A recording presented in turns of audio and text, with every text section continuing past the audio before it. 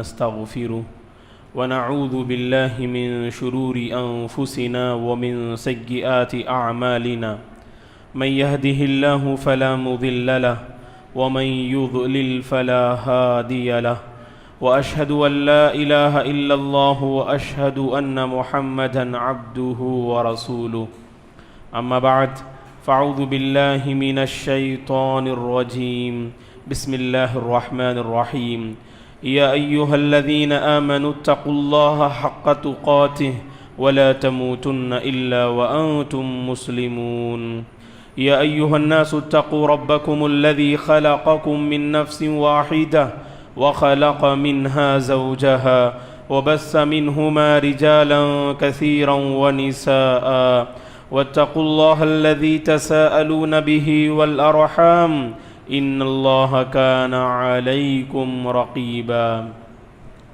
يا أيها الذين آمنوا اتقوا الله وقولوا قولا سديدا يصلح لكم أعمالكم ويغفر لكم ذنوبكم ومن يطع الله ورسوله فقد فاز فوزا عظيما فإن خير الحديث كتاب الله وخير الهدي هدي محمد صلى الله عليه وسلم وشر الأمور محدثاتها وكل محدثة بدعة وكل بدعة ضلالة وكل ضلالة في النار فأعوذ بالله من الشيطان الرجيم ولقد خلقنا الإنسان ونعلم ما توسوس به نفسه ونحن أقرب إليه من حبل الوريد إذ يتلقى المتلقيان عن اليمين وعن الشمال قعيد ما يلفظ من قول إلا لديه رقيب عتيد وجاء السكرة الموت بالحق ذلك ما كنت منه تحيد ونفخ في الصور ذلك يوم الوعيد وجاءت كل نفس معها سائق وشهيد لقد كنت في غفلة من هذا فكشفنا عنك غطاءك فبصرك اليوم حديد وقال قرينه هذا ما لدي عتيد ألقيا في جهنم كل كفار عنيد مناع للخير معتد مريب الذي جعل مع الله إلها آخر فألقياه في العذاب الشديد قال قرينه ربنا ما أطغيته ولكن كان في ضلال بعيد قال لا تختصموا لدي وقد قدمت إليكم بالوعيد ما يبدل القول لدي وما أنا بظلام للعبيد ولا تكونوا من المشركين من الذين فرقوا دينهم شیعہ کل حزب بما لدیہم فرحون۔ ہر قسم کی تعریف بزرگی اور بڑائی اس اللہ وحدہ لا شریک کے لیے ہے جس نے اس ساری کائنات کو پیدا کیا۔ درود اور سلام ہو رحمت للعالمین خاتم النبیین محمد عربی صلی اللہ علیہ وسلم پر، جنہوں نے اپنی امت کے سامنے اسلام کی واضح تعلیمات پیش کیں۔ صحابہ اکرام رضوان اللہ علیہم اجمعین، تابعین، تابعین، تمام مؤمن مرد اور عورتوں پر اللہ کی رحمت اور اس کی سلامتی ہو، آمین۔ محترم بزرگوں، نوجوانوں، عزیز بچوں اور قابل احترام میری ماں اور بہنوں، گزشتہ 3 جمعوں سے اسلام اور زمانہ جاہلیت کے طور طریقے جن میں رسول اللہ صلی اللہ علیہ وسلم نے جاہلیت، مشرکین، یہود و نصارہ کے طور طریقے کی آپ نے مخالفت فرمائی، تو اس حوالے سے کچھ باتیں ہم معلوم کرتے ہوئے آ رہے ہیں۔ رسول اللہ صلی اللہ علیہ وسلم نے حجۃ الوداع کے موقع پر فرمایا الا کل شیء من امر الجاہلیت تحت قدمی موضوع، سن لو اے میرے صحابہ، ہر اس چیز جس کا تعلق زمانہ جاہلیت سے ہے میں اس کو اپنے پیروں تلے کچل رہا ہوں، میں اس کو اپنے پیروں تلے روند رہا ہوں۔ رسول اللہ صلی اللہ علیہ وسلم نے ہر معاملے میں مشرکین کی، یہود و نصارہ کی آپ نے مخالفت فرمائی۔ اسی لیے گزشتہ جمعہ ہم نے معلوم کیا کہ ہمارے روزے اور گزشتہ قوموں کے روزوں کے درمیان رسول اللہ صلی اللہ علیہ وسلم نے فرق کو واضح کرتے ہوئے فرمایا کہ اکلۃ السحر، کہ سحری کھایا کرو، اور سحری کھانا یہ فصل صیامنا و بین صیام اہل الکتاب، کہ اہل کتاب اور ہمارے روزوں کے درمیان فرق کرنے والی چیز سحری کھانا ہے، اور کہا کہ سحری میں تاخیر کیا کرو اور افطار میں جلدی کیا کرو، کیونکہ افطار میں تاخیر کرنا یہ یہودیوں کا شیوا بتایا گیا۔ اور وہیں پر صلی اللہ علیہ وسلم نے عاشورے کے معاملے میں بھی آپ نے یہودیوں کی مخالفت فرمائی۔ جب آپ صلی اللہ علیہ وسلم کو اس بات کی خبر ملی کہ عاشورے کی 10ویں تاریخ کو اہل کتاب روزہ رکھا کرتے ہیں، کیونکہ اس دن اللہ تبارک و تعالی نے موسیٰ علیہ السلام اور آپ کی قوم کو فرعون کے ظلم و بربریت سے نجات دلائی، اور اسی دن فرعون سمندر کے حوالے ہوا اور اس دنیا سے اس کا خاتمہ ہوا، شکرانے کے طور پر یہودی رکھا کرتے تھے۔ فرمایا صلی اللہ علیہ وسلم نے، صحیح مسلم کی حدیث ہے، لئن بقیت الا قابل لأصومن التاسع، کہ اگر میں آئندہ سال زندہ رہوں تو ان کی مخالفت کرتے ہوئے محرم کی 9ویں تاریخ کا میں روزہ رکھوں گا، تاکہ اس معاملے میں بھی یہودیوں کی مخالفت ہو جائے۔ صلی اللہ علیہ وسلم نے ہر معاملے میں ان کی مخالفت فرمائی۔ اسی لیے ہم دیکھتے ہیں کہ حج کے موقع پر مشرکین حج کے مہینوں میں عمرہ نہیں کرتے تھے، اور آپ کو یہ بات معلوم ہونی چاہیے کہ حج کی شروعات شوال سے ہو جاتی ہے، کہ شوال سے حج کا احرام باندھ سکتے ہیں آپ۔ رمضان کا مہینہ جیسے ہی ختم ہوتا ہے، جو بچے آخر میں بات کر رہے ہیں تھوڑا ادھر آ جاؤ بیٹے، آپ الگ الگ بیٹھو جی۔ حج کی شروعات شوال کے مہینے میں ہو جاتی ہے، گویا کہ حج کا احرام اگر کوئی بندہ حج قران کرنا چاہتا ہے تو شوال کے مہینے میں احرام باندھ کر مکے کا سفر کر سکتا ہے۔ شوال کا مہینہ، ذی قعدہ کا مہینہ اور ذی الحجہ کی 12 یا 13 تاریخ تک گویا کہ یہ سب حج کے ایام ہیں۔ الحج اشہر معلومات۔ لیکن حج کے مہینوں میں مشرکین عمرہ نہیں کرتے تھے، شوال کے مہینے میں نہیں کرتے اور ذی قعدہ کے مہینے میں نہیں کرتے۔ صلی اللہ علیہ وسلم نے ان کی مخالفت کرتے ہوئے فرمایا دخلت العمرۃ فی الحج، کہ عمرہ حج میں داخل ہو چکا ہے، اور اگر کوئی بندہ شوال کے مہینے میں ذی قعدہ کے مہینے میں عمرہ کرنا چاہے تو شریعت اجازت دیتی ہے، وہ شوال اور ذی قعدہ کے مہینے میں عمرہ کر سکتا ہے۔ تو اس معاملے میں بھی صلی اللہ علیہ وسلم نے ان کی مخالفت فرمائی۔ اسی طرح سے ہم دیکھتے ہیں حج ہی کے حوالے سے کہ مشرکین جب حج کرتے تھے تو 9ویں تاریخ حاجیوں کے لیے بہت ہی اہم دن ہوا کرتا ہے، وہ ہے عرفے کا دن۔ فرمایا صلی اللہ علیہ وسلم نے الحج عرفہ، حج نام ہے عرفہ کا، اگر کسی نے عرفہ کا وقت نہیں پایا گویا کہ اس کا حج مکمل ہی نہیں ہوا، آئندہ سال اسے حج کرنا چاہیے۔ 9ویں تاریخ حاجیوں کے لیے بہت ہی امپورٹنٹ والا دن ہوا کرتا ہے۔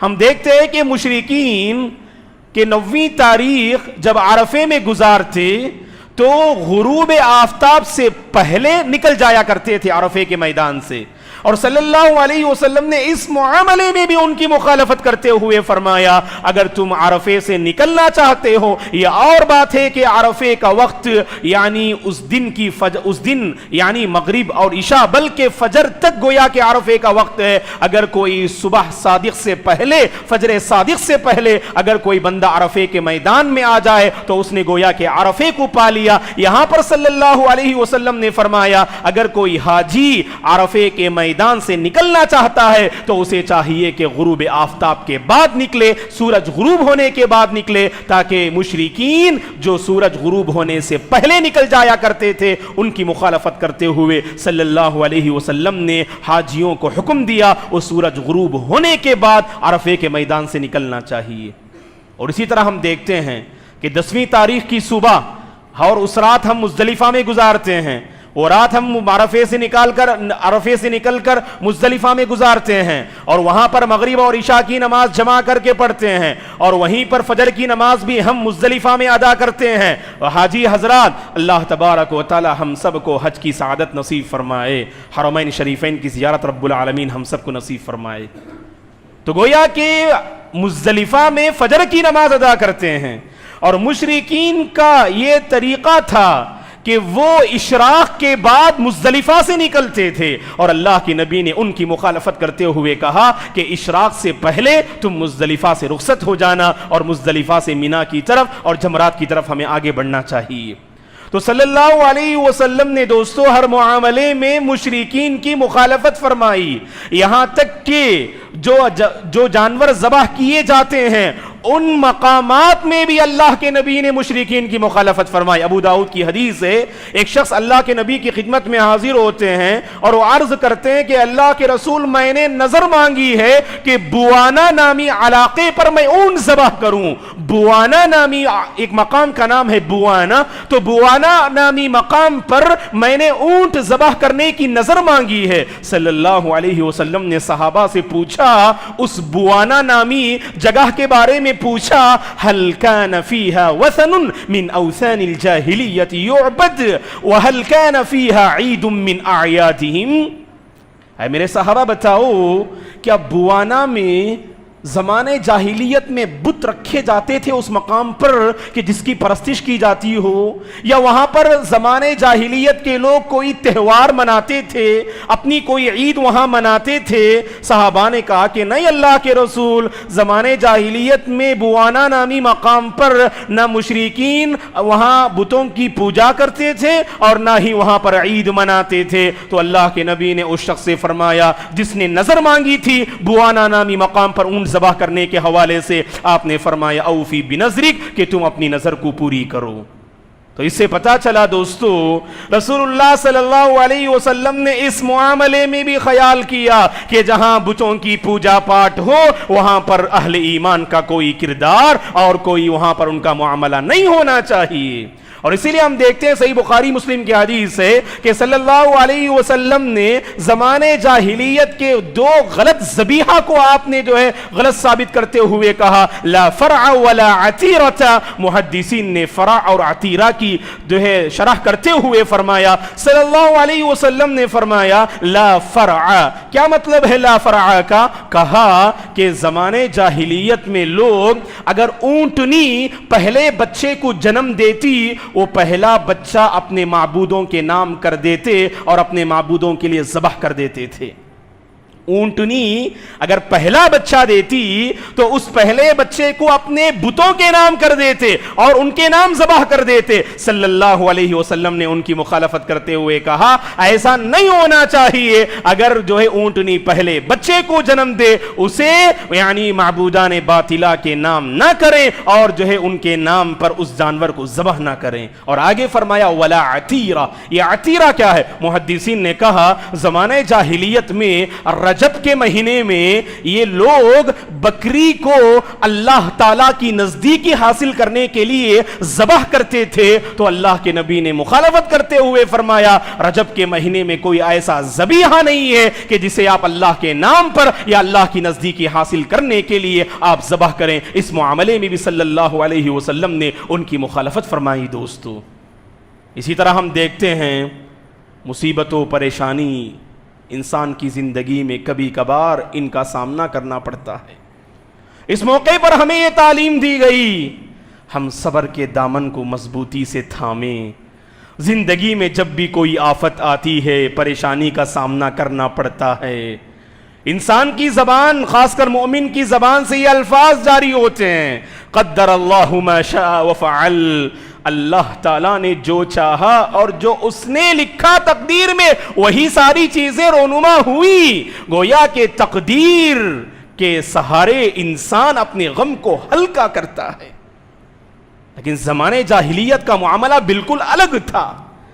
اگر گھر میں کسی کی موت ہو جائے تو اپنے جو ہے گالوں پر مارتے اور اپنے گریبان کو پھاڑ لیا کرتے اور عجیب و غریب واویلا مچایا کرتے تھے. صلی اللہ علیہ وسلم نے فرمایا لیس منا من لطم الخجوج وضرب الجیوب ودعا بدعوى الجاہلیہ. اس شخص کا تعلق ہم میں سے نہیں جو کسی مصیبت اور پریشانی کے موقع پر اپنے گال پر مارنے لگے اور اپنے کپڑے کو پھاڑنے لگے اور واویلا مچانے لگے. کہا کہ اس شخص کا تعلق ہم میں سے نہیں ہو سکتا، کیونکہ ہمیں تو تعلیم دی گئی مصیبت و پریشانی کے موقع پر صبر کا دامن تھامنا چاہیے. جو بھی ہوتا ہے یقیناً اللہ تعالیٰ کی مشیت سے ہوتا ہے. کوئی نہ کوئی بھلائی کا پہلو ہوگا دوستو، آپ نہیں جانتے ہیں. آپ انا للہ و انا الیہ راجعون پڑھیے، قدر اللہ ما شاء وفعل پڑھیے، اور تقدیر کے سہارے اپنی ایمان کو مضبوط کیجئے اور صبر کے دامن کو مضبوطی کے ساتھ پکڑے رہیے. یاد رکھیے انسان کا قدم کبھی ڈگمگائے گا نہیں. لیکن ہم دیکھتے ہیں کہ کسی کے گھر میں موت ہو جاتی ہے، اللہ حفاظت کرے، عجیب و غریب واویلے مچاتے ہیں، عجیب و غریب آوازیں وہاں سے آتی ہیں. صلی اللہ علیہ وسلم نے اس معاملے کو زمانے جاہلیت کا یعنی طور طریقہ بتایا. ہاں آپ کی آنکھوں سے آنسو جاری ہو سکتے ہیں، جیسا کہ آپ کے لخت جگر جب ابراہیم کی موت ہوتی ہے، رسول اللہ صلی اللہ علیہ وسلم کے بیٹے کی جب موت ہوتی ہے، اللہ کے نبی اپنے لخت جگر کو دیکھتے ہیں، آپ کی آنکھوں سے آنسو جاری ہے اور آپ کہتے ہیں کہ دل میں غم ہے اور آنکھوں سے آنسو جاری ہے اور ہم اپنے رب کے فیصلے سے راضی ہیں. یہی معاملہ ہمارا بھی ہونا چاہیے دوستو. کہیں نہ کہیں ہم دیکھتے ہیں کہ طور طریقے کو ہم اختیار کر لیتے ہیں دوست. اسی طرح زمانے جاہلیت کا ایک طریقہ یہ تھا کہ خاندان کو لے کر، حسب و نسب کو لے کر ایک دوسرے پہ فخر کرنا، ایک دوسرے کو حقیر جاننا اور ایک دوسرے پر برتری جتانا. صلی اللہ علیہ وسلم نے فرمایا کہ اربع فی امتی من امر الجاہلیت لا یترکونہن الفقر فی الانساب والطعن فی الاحساب والاستسقاء بالنجوم والنیاحة علی المیت.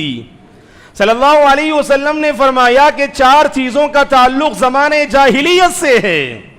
ان میں سے پہلا معاملہ اللہ کے نبی نے یہ ذکر کیا، خاندان کے مسئلے کو لے کر، حسب و نسب کے مسئلے کو لے کر ایک دوسرے پہ فخر کرنا زمانے جاہلیت کا یہ شیوا ہے. اور اسی طرح کہا کہ خاندان کو اور حسب و نسب کو لے کر ایک دوسرے پر طعن و تشنیع کرنا، برا بلا کہنا، یہ بھی کہا کہ زمانے جاہلیت سے اس کا تعلق ہے. اور آگے کہا کہ ستاروں کے ذریعے سے بارش برسائی جاتی ہے، یہ عقیدہ رکھنا، کہا کہ یہ بھی زمانے جاہلیت کا طریقہ ہے. برسانے والا تو پروردگار ہے، کسی ستارے کی وجہ سے بارش نہیں برسائی جاتی ہے. یہ تو مشرکین کا عقیدہ تھا، اللہ کے نبی نے اس کی نفی فرمائی اور اس عقیدے کو غلط ثابت کرتے ہوئے کہا کہ کسی ستارے کے ذریعے سے بارش نہیں ہوتی ہے اور ستاروں کے ذریعے سے بارش برسائی جاتی ہے. یہ عقیدہ رکھنا جاہلیت کا عقیدہ ہے. اور کہا کہ میت پر نوحہ کرنا، چیخنا، چلانا میت کے پاس بیٹھ کر، کہا کہ یہ بھی زمانے جاہلیت کا طریقہ ہے. اور اسی طرح ایک اور طریقہ دوستو، اللہ رحم کرے ہم میں سے بہت سارے لوگ اس غلط طریقے میں مبتلا ہیں، وہ ایک دوسرے کو حقیر جاننا، ایک دوسرے کی عزت کے ساتھ کھلواڑ کرنا. صلی اللہ علیہ وسلم نے فرمایا المسلم اخو المسلم لا یظلمہ ولا یخذلہ ولا یحقرہ. صحیح مسلم کی حدیث، ایک مسلمان دوسرے مسلمان کا بھائی ہے، نہ وہ اس پر ظلم کرے گا، نہ وہ اس کو رسوا کرے گا، ذلیل کرے گا، اور نہ اس کو حقیر کی نگاہ سے دیکھے گا. اور حقیر کی نگاہ سے دیکھنا یہ تو زمانے جاہلیت میں لوگوں کا ایک دوسرے کا احترام نہیں تھا، ان کے دلوں میں ایک دوسرے کی عزت نہیں کرتے تھے. اسی لیے اللہ کے نبی نے دیکھا کہ 2 شخص آپس میں لڑ رہے ہیں، ایک شخص جو دوسرے سے لڑ رہا ہے تو لڑتے ہوئے وہ اس کی ماں کو لے کر عار دلا رہا تھا، لڑتے ہوئے وہ اس کی ماں کو لے کر عار دلا رہا تھا. تو صلی اللہ علیہ وسلم نے فرمایا انکم امرؤ فیک جاہلیہ، تم ایسے انسان ہو کہ تم میں جاہلیت کی بو نظر آ رہی ہے، تم تو جاہلیت کے طریقے کو اپنا رہے ہو. ایک دوسرے کو عار مت دلاؤ، ایک دوسرے کو شرمندہ مت کرو، ایک دوسرے کا احترام کرنا، ایک دوسرے کی ہمیں عزت کرنی چاہیے دوستو. اسی طرح ہمیں تعلیم دی گئی زمانے جاہلیت کا ایک غلط عقیدہ یہ تھا، ایک غلط طریقہ کہ عصبیت اپنی قوم کا آدمی ہو تو اس کے 100 خون بھی معاف ہو جاتے ہیں ہمارے پاس، اس کی 1000 غلطیوں پر ہم پردہ ڈال دیتے کیونکہ ہماری قوم کا آدمی ہے، وہ ہماری بستی کا ہے، ہمارے خاندان کا ہے، ہمارا اپنا ہے، اس کی ساری غلطیاں معاف۔ کہا کہ یہ عصبیت، اپنی قوم کے ساتھ الگ معاملہ اور دوسروں کے ساتھ الگ معاملہ۔ کہا کہ جعل الذین کفروا فی قلوبہم الحمیہ حمیۃ الجاہلیہ، یہ جو عصبیت ہے جو لوگوں کے دلوں میں، خاص کر کفار کے دلوں میں ہے، یہ تو جاہلیت کا جو ہے، یعنی جاہلیت کی عصبیت ہے یہ۔ اور قرآن میں تو سبحان اللہ، اللہ تعالیٰ نے یہ تعلیم دی، وَلَا يَجْرِمَنَّكُمْ شَنَآنُ قَوْمٍ عَلَىٰ أَلَّا تَعْدِلُوا اعْدِلُوا۔ کسی قوم کی دشمنی اے لوگو تمہیں اس بات پر آمادہ نہ کرے کہ تم انصاف سے کام نہ لو، بلکہ انصاف سے کام لو۔ کبھی ایسا ہوتا ہے کہ دشمن اگر وہ حق پر رہے گا، اگر وہ مظلوم رہے گا، تب بھی ہم اس کے حق میں فیصلہ نہیں کرتے ہیں کیونکہ ہمارا وہ دشمن ہے، انصاف کا معاملہ نہیں کرتے۔ قرآن مجید میں اللہ نے کہا کہ کسی قوم کی دشمنی تمہیں بے انصافی پر آمادہ نہ کرے، بلکہ انصاف سے کام لیا کرو۔ انصاف سے کام لینا یہی تو تقویٰ ہے، یہی تو اللہ تعالیٰ کی خشیت ہے۔ تو عصبیت کو کچلنا چاہیے دوستو۔ جہاں عصبیت ہوگی وہاں انصاف نہیں ہو سکتا، وہاں خیر نہیں ہو سکتا، اور وہی جو ہے خیر ہوگا، وہی انصاف والی بات ہوگی جہاں عصبیت کو ہم نے اپنے پیروں تلے راؤنڈ ڈالا۔ حتیٰ کہ رسول اللہ صلی اللہ علیہ وسلم نے انسان کی جو بناوٹ رب العالمین نے بنائی ہے، اس معاملے میں بھی آپ نے مشرکین کی مخالفت فرمائی۔ ہمیشہ مشرکین چاہتے تھے کہ اللہ تعالیٰ نے مردوں اور عورتیں دونوں کا الگ الگ جنس ہے۔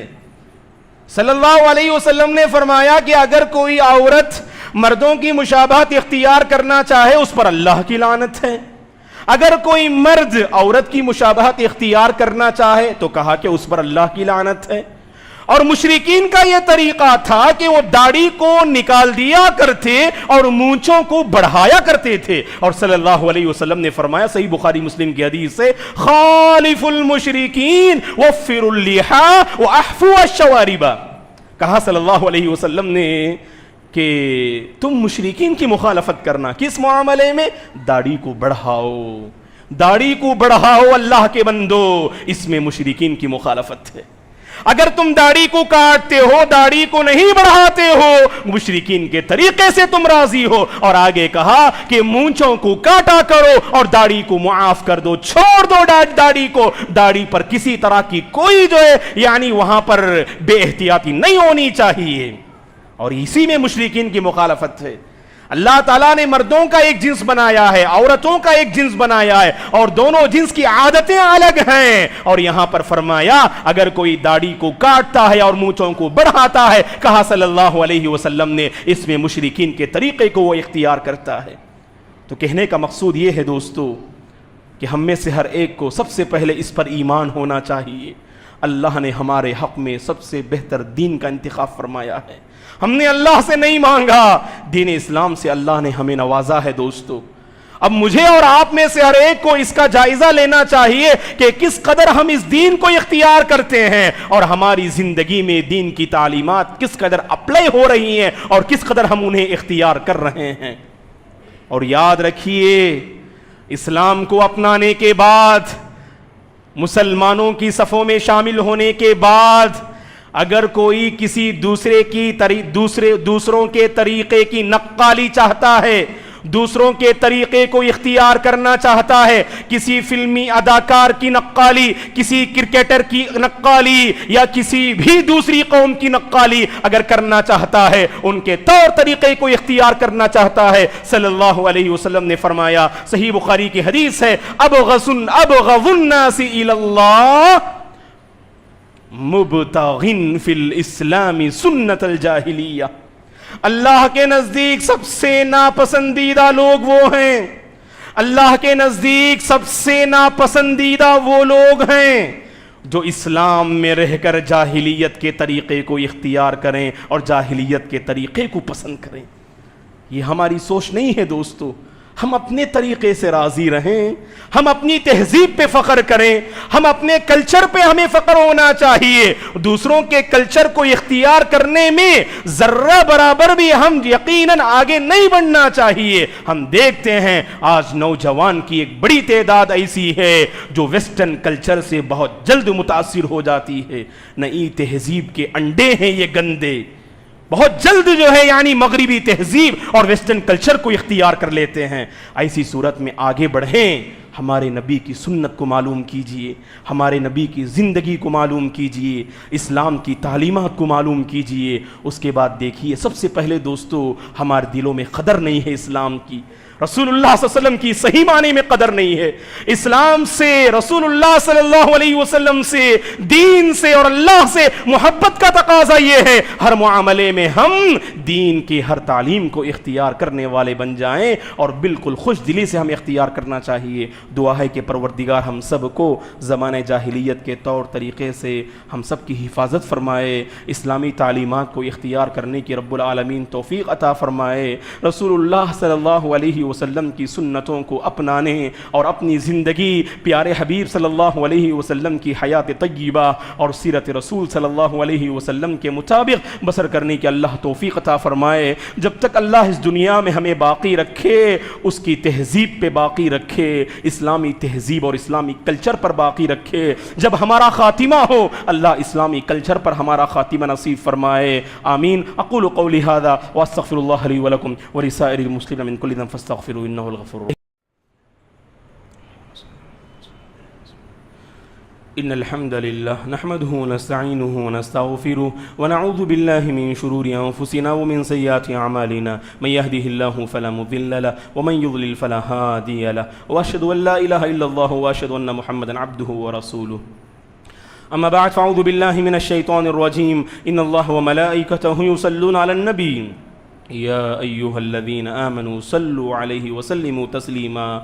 اللهم صل على محمد وعلى آل محمد كما صليت على إبراهيم وعلى آل إبراهيم إنك حميد مجيد. اللهم بارك على محمد وعلى آل محمد كما باركت على إبراهيم وعلى آل إبراهيم إنك حميد مجيد. ربنا لا تزغ قلوبنا بعد إذ هديتنا وهب لنا من لدنك رحمة وهب لنا من لدنك رحمة وهب لنا من لدنك رحمة إنك أنت الوهاب. اللهم آت نفوسنا تقواها وزكها أنت خير من زكاها أنت وليها ومولاها. اللهم أرنا الحق حقا وارزقنا اتباعه وأرنا الباطل باطلا وارزقنا اجتنابه. اللهم احفظ الإسلام والمسلمين. اللهم انصر الإسلام والمسلمين. اللهم احفظ الإسلام والمسلمين. اللهم أصلح أحوال المسلمين في تربورا. اللهم أصلح أحوال المسلمين في كل مكان يا رب العالمين.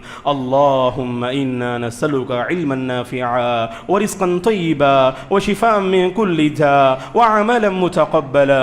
اللهم اشف مرضانا ومرضى المسلمين. اللهم ارحم موتانا وموتى المسلمين. اللهم إنا نسألك الهدى والتقى والعفاف والغنى. عباد الله رحمني ورحمكم الله. فاعوذ بالله من الشيطان الرجيم. إن الله يأمر بالعدل والإحسان وإيتاء ذي القربى وينهى عن الفحشاء والمنكر والبغي يعظكم لعلكم تذكرون. اذكروا الله العظيم يذكركم ولذكر الله تعالى أكبر والله يعلم.